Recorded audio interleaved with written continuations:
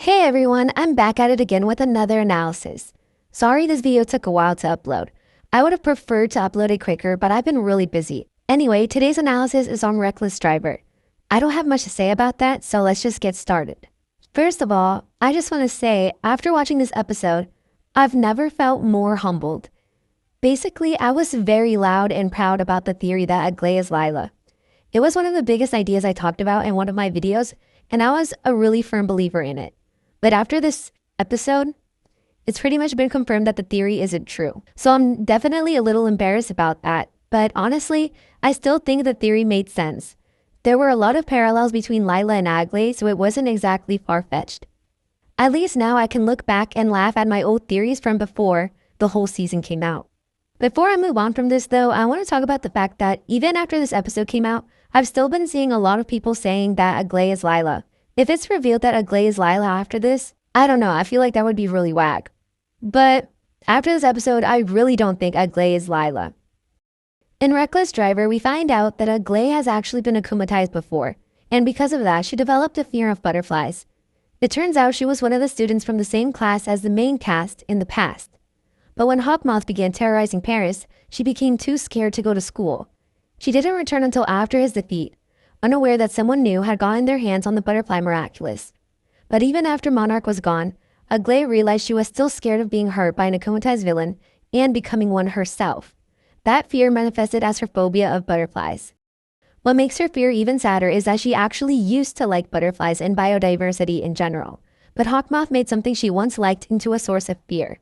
And what Ray and his friends did to her was so brutal. The way the Akuma appeared hidden among the other butterflies made aglae's akumatization both sad and actually scary. That said, Wreckless Driver has honestly become one of my new favorites. It's the first time we really see how Hawkmoth's and Chrysalis's actions have affected the people of Paris. I've thought about this before, how Ladybug's power is supposed to reverse all the damage done by villains. I'd basically think that there shouldn't be a need to try to protect people during fights because any harm done to them can just be undone with Ladybug's powers. But even if everything gets fixed, people still experience the fear and chaos. And clearly, that kind of trauma doesn't just disappear with the physical damage. Les coccinelles magiques ne réparent pas tout. So I really appreciate that we're finally seeing the emotional and psychological consequences of these attacks, how they've scarred ordinary people like aglae. This episode is about mental health awareness. On peut trouver une solution. Je pourrais fabriquer une combinaison intégrale anti-insectes. Ou alors, on pourrait trouver une solution plus rationnelle qui aiderait vraiment Aglaé à surmonter sa peur. It's clear here that Ollie is calling Marinette out on her irrational approach. The episode shows that Marinette and Adrien don't have the best understanding of mental health or how to handle it. Marinette's suggestion to aglae about facing her fear was honestly not the smartest. It's similar to what happened in Sleeping Siren, when Marinette gave Ondine the bad advice that led to her akumatization. Basically, Marinette means well, but she's not the most emotionally aware person. Alia and the others are the ones who introduced the idea of mental health specialists, showing that they're a bit more informed and grounded than Marinette and Adrien in this area.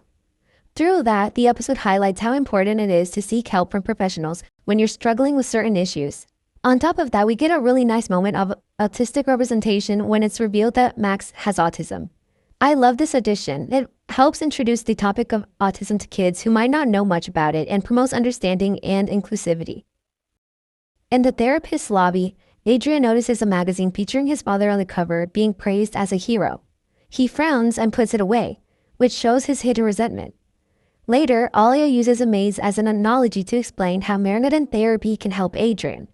The ghost that follows him through the maze represents the issue she's describing, but it also works as a metaphor for Gabriel himself, the ghost haunting Adrien's life. By the end of the episode, Adrien finally goes to see the therapist to talk about his father. This episode takes place after Mr. Acrest, the one where he first begins questioning who his father really was. So now he's taking the first steps toward processing those feelings. What makes this sad is that while therapy might help Adrien come to terms with his father's death, he still wouldn't know the truth. As long as Ladybug keeps that secret from him, Adrien will never be able to fully heal, because there's still a part of the story he deserves to know. Marinette is back to her obsessive and possessive habits in this episode. When Adrien wonders if he should talk to a therapist about his father, she immediately gets upset and says that he can talk to her instead. She doesn't want him to rely on anyone else for help. She wants to be the only person he relies on, which is really toxic, because she's definitely not the only one who can help him. And she's also definitely not as qualified as a therapist either. There's this sense of entitlement, as if she alone can or should be the one to comfort and save him. C'est différent d'en parler avec un docteur. C'est une personne extérieure formée pour nous aider. Je l'aide, moi, je suis son amoureuse quand même. Even when Adrien agrees to try therapy, Marinette frowns, showing just how much she dislikes the idea of him getting help from someone other than her. Alia then tells Marinette that she'll support Adrien while the therapist helps him heal, which really highlights Marinette's issue. That's what she wanted to do. She didn't want a therapist to take her place. She wanted to be Adrien's source of healing, and that's really just not good. Later in the episode, Marinette, or Ladybug, is even compared to a therapist during the akumatization scene. N'aimeriez-vous pas avoir une solution magique pour guérir les gens, par exemple? Non, les solutions magiques, ça n'existe pas. C'est pourtant ce que fait Ladybug, n'est-ce pas? Tout réparer d'un coup de son yo-yo magique. Grâce à moi, vous pourriez faire comme elle, mettre un terme aux souffrances inutiles. The message that Marinette should be seen as Adrien's therapist, or healer, is made very clear. Maintenant, ce que nous allons essayer, c'est de, en quelque sorte, te libérer du mal. I started to notice this kind of phrasing showing up more often. For example, at the beginning of Revelator, when Ladybug and Cat Noir are training the other heroes, Cat Noir says they're learning to resist the temptation of evil. You'll be able to resist the temptation of evil. It's made me think more about the symbolism of the butterfly miraculous. Butterflies represent transformation, which fits how the butterfly miraculous works. It changes or transforms whoever is akumatized. But even de-evilizing someone is a kind of transformation too. The whole process of giving into evil, then being freed from it, and emerging as someone new is a lot like a butterfly's metamorphosis. A caterpillar enters its cocoon and re-emerges as something new and beautiful. Watching this episode in French actually made me realize something I never noticed before, which is Ladybug's de-akumatization phrase, which literally translates to, "I'll free you from evil." So that wording has always been there, but it only just clicked for me how significant it is. The phrase, "free you from evil," stands out to me because it even has a kind of spiritual undertone to it. And when you think about it, akumatization itself is like a metaphor for succumbing to evil. It's people giving in to their negative emotions and temptations, manipulated by the butterfly miraculous holder. And that's just interesting to me. This episode shows therapy as the solution for what the Miraculous Ladybug can't fix, which is trauma. La thérapie n'est pas une solution magique, cela demande du temps. Unlike the Miraculous Ladybug, which instantly undoes all the physical damage caused by a villain, therapy isn't magical or fast. It takes time. Aglae even crashes out because of that. She actually believed that the therapist could heal her just as quickly as Ladybug can restore things. Super, mais il faut la désacomatiser. Oh, d'accord, mais c'est dommage, c'est une super héroïne. Aglae compares the therapist to Ladybug, seeing her as another kind of hero. Later, when Ladybug attaches herself to Wreckless Driver's car, the therapist starts to evaluate her. Bien sûr que non, c'est juste qu'on doit vous empêcher de nuire. Mais vous n'en êtes pas tout à fait sûr. The only reason I can think why Wreckless Driver would say this is because she sees herself as doing good. Aglae had just called her a hero too. So Ladybug could have been considering that Wreckless Driver could actually do something she couldn't do, which is save people from their emotional pain. But of course, Ladybug denies it. Vous n'avez jamais eu besoin d'une solution magique. Vous savez déjà libérer les gens du mal. This ties the ideas together. Ladybug represents a magical fix, while therapy represents slow human healing. Both free people from evil, but one is much more human. Chrysalis's manipulation in this episode is honestly top tier. She convinces a therapist that she's just misunderstood and genuinely wants to help people. She even frames it as being able to end people's suffering if the therapist follows her instructions. And really, who wouldn't be tempted by that idea? And of course, the therapist, being a good person, would want to help. Tu finiras bien par me révéler ton secret, Ladybug. Et pas de la manière que tu crois. Gabriel used to say similar things, that he'd eventually take Ladybug and Cat Noir's Miraculous, and in the end he actually did. So I'm not taking Lila's words lightly here.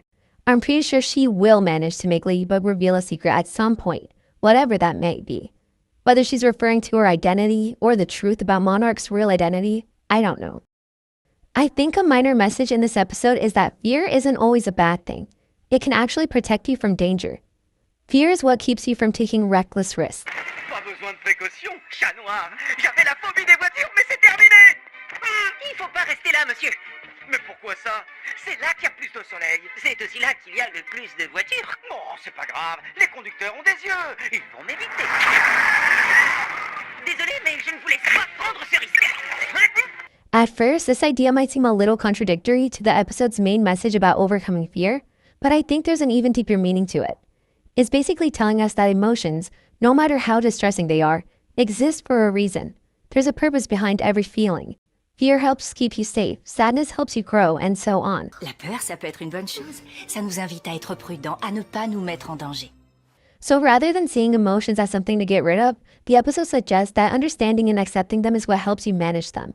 This is a much better message than you shouldn't feel negative emotions at all, because for the longest, that was like the message Miraculous Ladybug was trying to share. This episode stands out because it talks about new themes like trauma, fear, and how to cope. It teaches us that healing takes time, understanding, and sometimes the help of others. I'd love to hear your thoughts. What moments stood out to you? And what did you pick up on that maybe I missed?